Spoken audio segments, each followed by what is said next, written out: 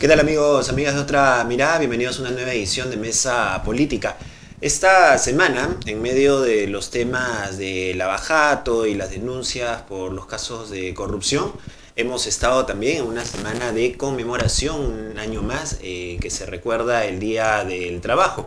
Una oportunidad también para analizar y revisar en qué circunstancia, en qué situación estamos en cuanto a materia laboral en nuestro país, y con la presencia también de una ministra de Trabajo que ha llegado recientemente al sector.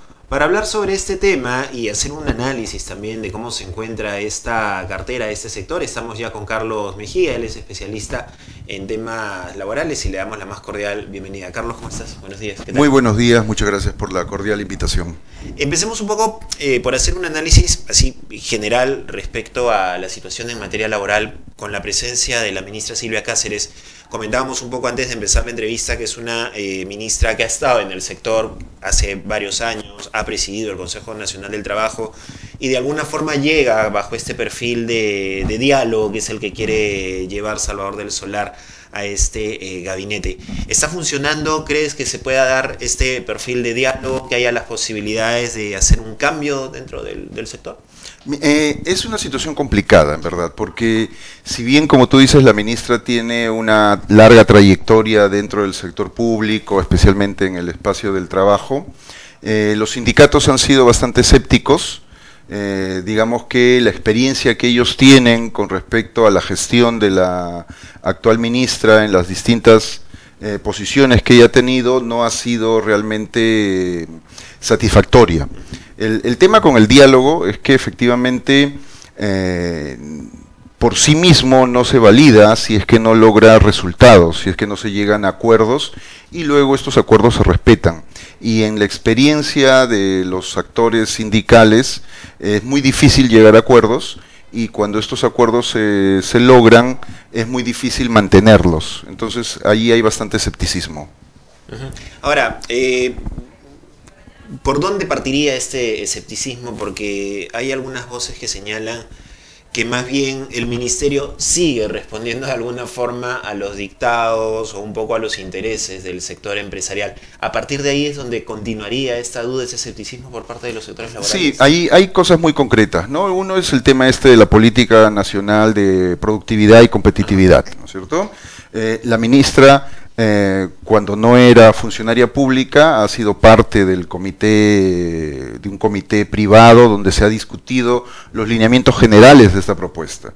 Luego esta propuesta ha aparecido, viene desde el MEF, como tú sabes, fue aprobada el 31 de diciembre, una fecha poco adecuada para esto, sin ninguna participación de los gremios laborales, y entonces digamos que allí hay un signo muy claro de que el gobierno tiene o bien una confusión o bien un doble discurso, porque por un lado habla del diálogo y de la participación, pero por otro sus acciones lo que nos demuestran es que efectivamente responde a una agenda proempresarial.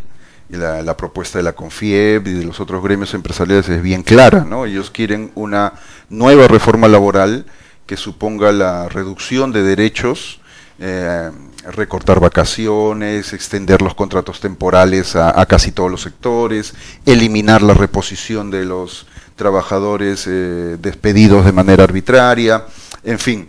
Y esto pues es materia de discusión y de oposición por parte de los trabajadores. Y esto de alguna forma lleva también a que la situación en el Consejo Nacional del Trabajo corra todavía algún riesgo, o que se siga debilitando en todo caso la situación del Consejo Nacional del Trabajo, que parece que no puede levantar cabeza. Bueno, como lo hemos conversado algunas veces, el Consejo Nacional de Trabajo tiene ya problemas de origen, ¿no? En su diseño como propuesta de diálogo entre trabajadores, empresarios y Estado.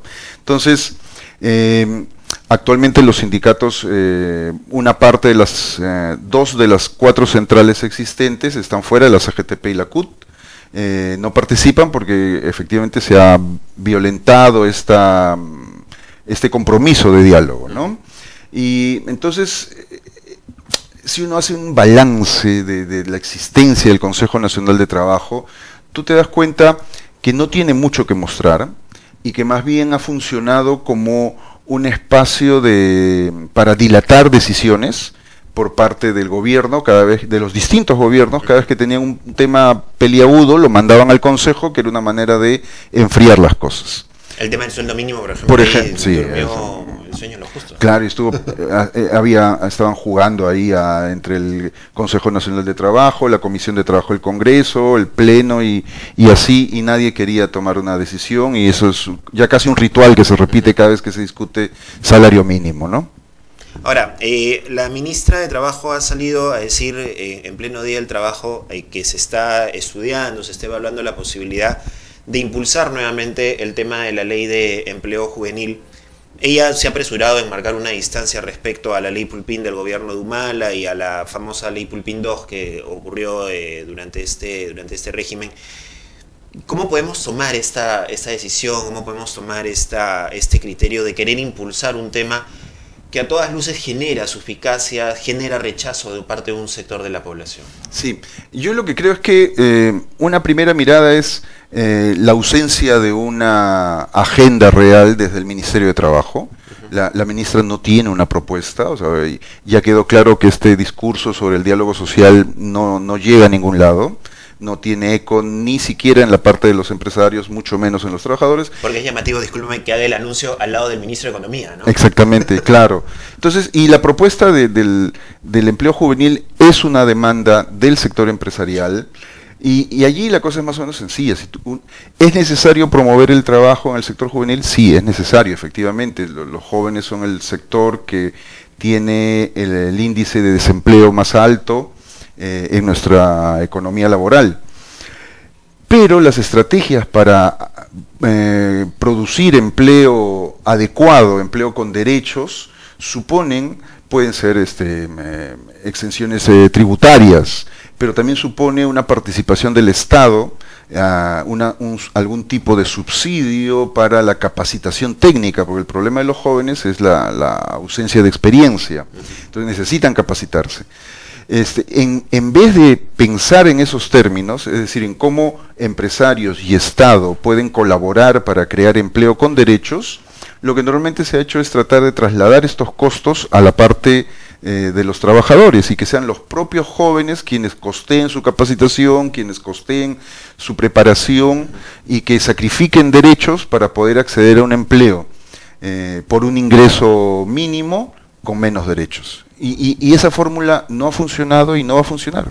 Y el Estado en esta propuesta le estaría solventando a las empresas el famoso costo social, ¿no? Porque le va a pagar al empresario, le va a pagar le va a cubrir el pago de salud, le va a cubrir el pago de otros derechos laborales que se supone debería cubrirlo el trabajador, ¿no? Resulta llamativo que el Estado le solvente al empresariado lo que ellos deberían cubrir, ¿no? Exactamente, sí.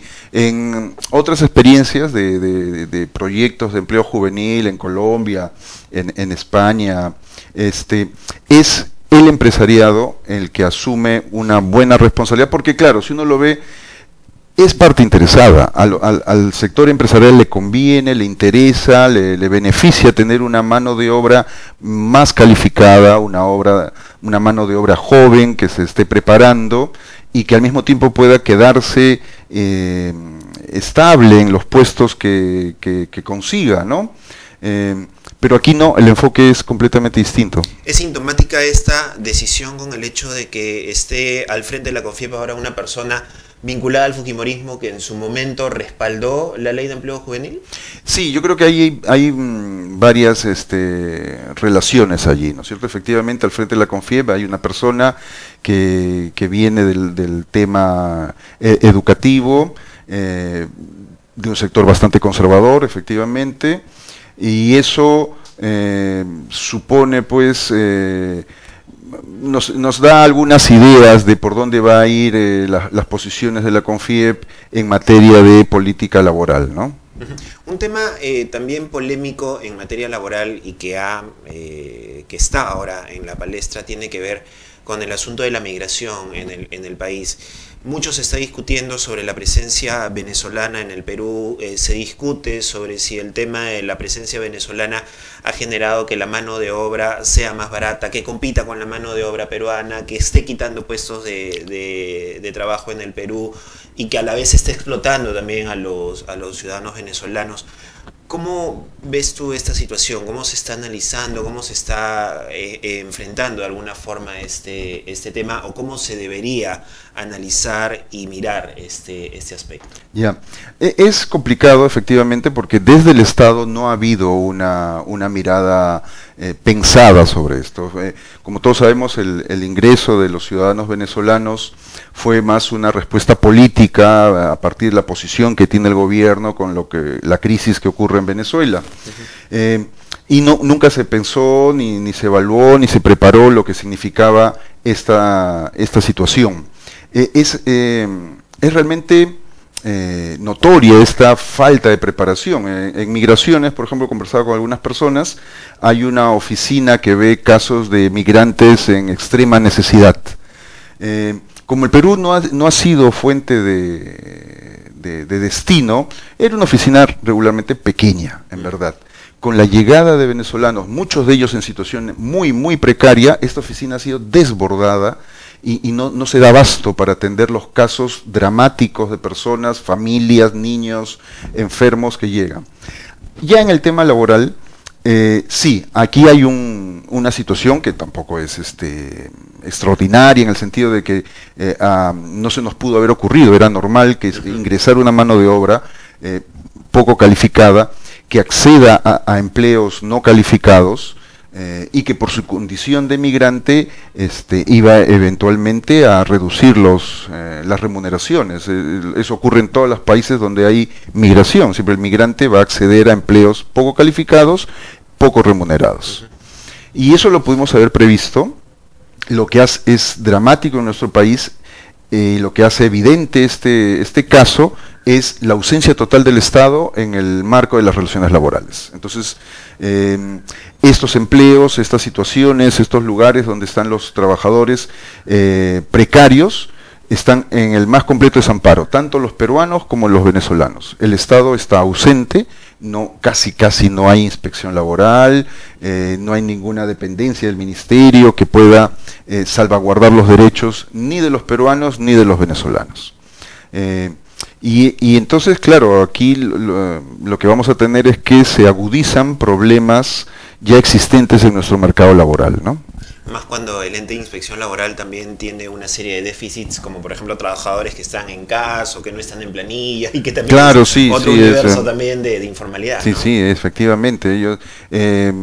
Ahí empiezan las violaciones a los derechos laborales en el propio Ministerio de Trabajo, eso es clarísimo. Es una situación bastante complicada. Carlos, muchas gracias por conversar con nosotros. Nos queda pendiente el tema de informalidad, cómo el tema de migración va a incidir en el índice de informalidad laboral, que seguramente va a incrementar, y que el plan de competitividad no va a resolver este aspecto, y habrá oportunidad de conversar sobre ese tema. Muchas gracias. Gracias también. Ya saben que pueden ver estas y otras entrevistas, como siempre, en nuestra página web www.otramirada.pe, y nos encuentran en redes sociales como Otra Mirada.